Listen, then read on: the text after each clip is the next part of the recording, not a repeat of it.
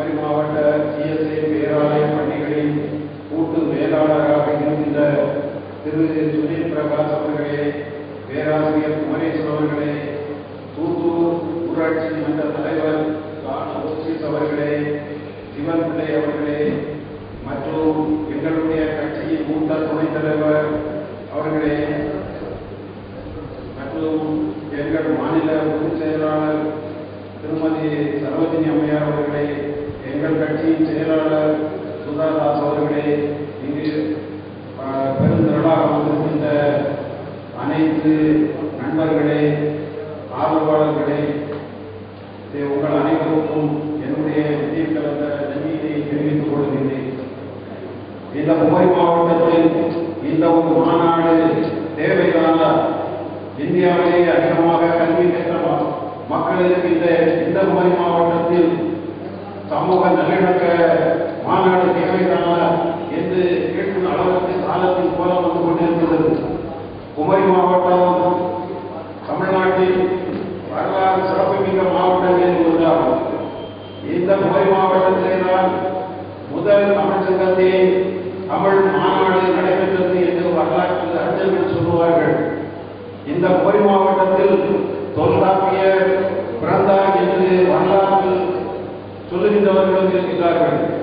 இந்த குமரி மாவட்டத்தில் கண்டனமற்ற கொடைமண்டல் எஸ் கிருஷ்ணன் அவர்களும் பொது உடைமை சுற்றி ஜீவா அவர்களும் பிறந்தார்கள். இந்த குமரி மாவட்டத்தில் தான் நமக்கெல்லாம் தந்தையாக இருக்கின்ற நம்மை அடிமை தனத்திலிருந்து விடுவித்து சுகமான சுதந்திரமான வாழ்வை அமைத்து தந்த குமரி தந்தை மார்சல் நேசமணி அவர்கள் இந்த மண்ணிலே தான் பிறந்து வளர்ந்து வாழ்ந்து புகழ் பெற்று இருந்திருக்கின்றார்கள்.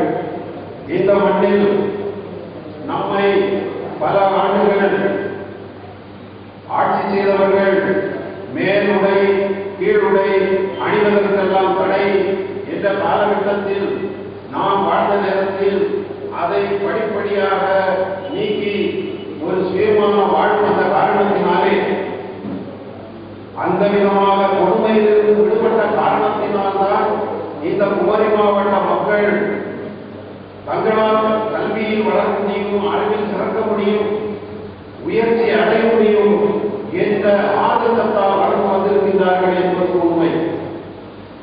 இந்த குமரி மாவட்டத்தில் பலவிதமான வளர்ச்சிகள் இருந்தும் கூட மத வேறுபாடுகளால் சிக்கி தவித்து மக்கள் வேறுபடுகின்ற அளவுக்கு ஏன் வந்தது என்பதை ஆய்வதற்காகத்தான் இந்த மாநாடை கூட்டியுள்ளோம். நாம் ஒன்று தெரிந்து கொள்ள வேண்டும், மதங்கள் மனிதனுக்காக உருவாக்கப்பட்டது. ஆனால் இதை பயன்படுத்தி காலங்கள் தோறும் பலர் செயல்பட்ட காரணத்தினால் ஒரு காலத்தில் ஜாதியை வைத்து விளையாடினார்கள், இன்னொரு காலத்தில் மதத்தை வைத்து விளையாடினார்கள் என்ற நிலை நாம் கண்கூடாக பார்க்கின்றோம். எனக்கு கிடைத்த வரலாறு ஒன்றை சொல்லுகிறேன். இரணியலை அடுத்துள்ள பல ஊர்கள் பட்டவிளை, பள்ளவிளை, ஆரோக்கியபுரம், கோணங்காடு, கல்லுக்கூட்டம், உள்ளவிளை, அழகன்பாறை, இப்படி பல ஊர்கள், எல்லாவிளை, பல ஊர்களில் அரசனுக்காக கப்பம் வசூலித்து அதை இரணியத்தில் பொன் நகைகளாக மாற்றி அரசனுக்கு கொட்டியதன் காரணமாக அரசன் மகிழ்ந்து திருவண்ணாமலை சங்கமத்துறையில் 100 ஏக்கருக்கு மேல் நிலத்தை தானமாக செம்பு பட்டய முறையாக வழங்கி அவருக்கு பொன்னும் உதயமார்த்தாண்ட நாடார் என்ற பெயரும் சூட்டி மகிழ்ந்தார் மன்னன். ஆனால் அந்த பெரியவர் தலக்குளம் அருகே ஒரு ஆலயத்தில் சென்ற பொழுது அவரை அவமானப்படுத்தியதன் காரணமாக நேராக வேதசாட்சி தேவசகாய் பிள்ளைகளும் சேர்ந்து வடக்குளம் சென்று அங்கே கிறிஸ்தவனாக மாறி அவர் கிறிஸ்தவ மதத்தை தழுவியதன் காரணமாக சுற்றி இருந்த ஊர்களெல்லாம், நான் சொன்ன ஊர்களெல்லாம் படிப்படியாக கிறிஸ்தவ ஊர்களாக மாறியது. இந்து மதத்தில் இருந்தவர்கள் கிறிஸ்தவர்களாக மாறினார்கள் என்று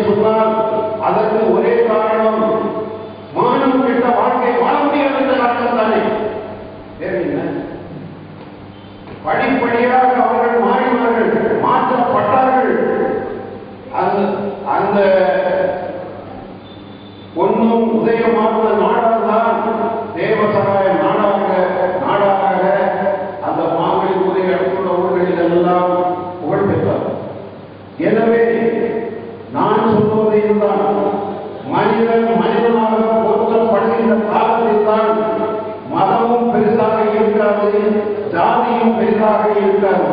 எனவே மனித வாழ்க்கை வளம் பெற வேண்டும் என்பதற்காகத்தான் உழைக்க வேண்டும். மதத்தின் பெயரால் மக்கள் பிரிக்கப்படுகின்ற காலம் கொடுமையான காலமாகத்தான் இருக்கும். நான் இது எந்த மதத்தையும் குறை கொள்வதில்லை. மக்கள் நெஞ்சில் தொட்டு பார்க்க வேண்டும். மதம் என்னடா மதம்? மனிதர் வாழ வேண்டும். தலைவர் மாதவர் சொன்னார்களே, நாராயணபுரம் சொன்னார், மனிதன் மனிதனாக வாழ வேண்டும், அவ்வளவுதான். இங்கே நீங்கள் பார்க்க வேண்டும், மீனவ சமுதாயத்தினர் அனைவருமே இந்துக்களாக இருந்தவர்கள், ஈன தொழில் செய்கின்றவர்கள் ஆலயத்தில் நுழையக்கூடாது என்று சொன்னதன் காரணமாக அவர்கள் அனைவருமே சொல்கிறார்கள். யார் அவர்கள் இருக்கிறார்கள்? எனவே மனிதன் ஒரு காலத்தில் ஜாதியால் ஒடுக்கப்பட்டார், இன்னும் மதத்தால் ஒடுக்கப்படும். இதற்கு காரணம் இருக்கின்றது. ஒரு மதம் மட்டுமல்ல. நாம் எடுத்து பார்ப்போம், இந்தியாவிலேயே அல்லது உலகத்திலேயே அதிகமான வழிபாட்டு இடங்களை கொண்ட மாவட்டம் அல்லது பகுதி குமரி மாவட்டம் என்று சொன்னால் அது பொய்யல்ல, உண்மை. இத்தனை வழிபாடு தலங்களும் இருக்கும்போது தெருவிலே சென்று கூச்சல் போடுவதும், தெருவிலே கூட்டங்கள் போட்டு ஆடுவதும் தேவையா? எவ்வளவு இடங்கள் இருக்கின்றன, ஆலயங்கள் இருக்கின்றன, வழிபாட்டு தலங்கள் இருக்கின்றன, அவற்றிலேயே பொது இடங்கள் இருக்கின்றன. அங்கே இல்லாமல் கண்ட கண்ட இடங்களில் எல்லாம் சென்று கிறிஸ்தவ மதத்திற்குள்ளேயே விஷ வாயு போல் பரவி வருகின்ற தெரு கூட்டங்கள் தான் மத நல்லிடத்திற்கு தடையாக இருக்கின்றது. அதை நாம் தெரிந்து கொள்ள வேண்டும். எந்த மதம் என்று சொல்லக்கூடாது, சொல்லுகிறேன். நாம் நன்றாக இருந்தால் மற்றவர் நம்மை பார்த்து மதிப்பார், இல்லை என்றால் நினைப்பார். விதி வழிபட ஆரம்பத்தில் நம்மளை தகுதித்த கூட்டம் கிறிஸ்தவ மதத்திலும் இருக்கின்றது. அதை தெரிந்து அதை விலக்கி நாம் ஒற்றுமையாக வாழ்வதற்கு கற்றுக்கொள்ள வேண்டும். அரசியல்வாதிகள் மதத்தால் மக்களை பிரிக்க நினைக்கின்ற பொழுதெல்லாம் நாம் ஒற்றுமையாக இருந்து வாழ்வ மனிதன் பிறந்தது வாழ்வதற்காக நல்ல முறையில் வாழ்வதற்காக என்பதை உணர்த்துவதற்காக ஒற்றுமையாக இருக்க வேண்டும்.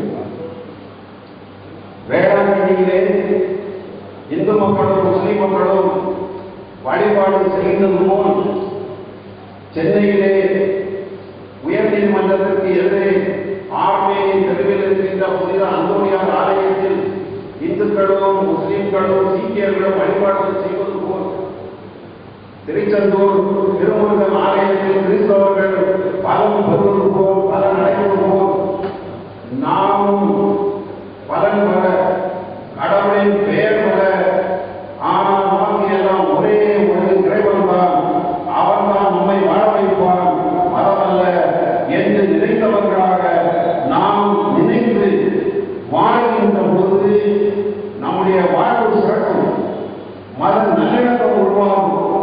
எனவே இதை புரிந்து கொண்டு நம்மை நாம் கட்டுப்படுத்திக் கொள்ள வேண்டும். ரோடில் கார் கொண்டிருந்தால் யாரும் நின்றுதான் செல்வார்கள், ஓடி காரில் என்று சொல்லிவிட்டு ஓட மாட்டார்கள். அதுபோல் நாம் நம்மை சுத்தமானவர்களாக, நல்லவர்களாக, எந்த இடையூறும் மற்றவர்களுக்கு கொடுக்காதவர்களாக நாம் வாழ வேண்டும்.